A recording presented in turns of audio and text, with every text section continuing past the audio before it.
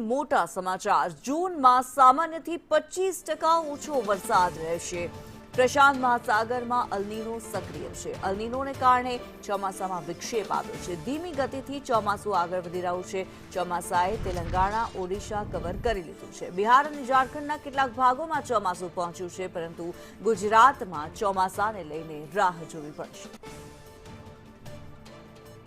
જે પ્રમાણે ચોમાસાની રાહ બેસબરીથી જોવાઈ રહી છે, પરંતુ અલનીનોની અસરના કારણે થઈને ચોમાસા માટે થઈને ગુજરાતવાસીઓને રાહ જોવાનો વારો આવ્યો છે। ચોમાસું હજી આગળ નથી વધ્યું, હજી ચોમાસાને આગળ વધતા વાર લાગશે।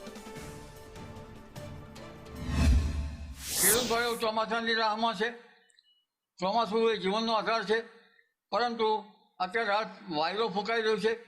રોહિણી નક્ષત્રના ત્રીજા ચરણમાં બગડ્યું છે। એ તો સામાન્ય રીતે પરંપરાગત જ્ઞાન પ્રમાણે વાયરો ફૂંકાય। હવે આ વાયરો ફૂંકાતા જ્યારે એમની પવનની ગતિ થોડી ઓછી થઈ જશે ત્યારે વરસાદની શરૂઆત થઈ જશે। પરંતુ તારીખ 17, 18, 19, 20માં હજુ પ્રી મોન્સૂન એક્ટિવિટીની શક્યતા રહે છે। રાજ્યના ભિન્ન ભાગોમાં પ્રી મોન્સૂન એક્ટિવિટીનો વરસાદ થવાની શક્યતા રહે છે, પણ પવનની ગતિ વધારે રહેશે।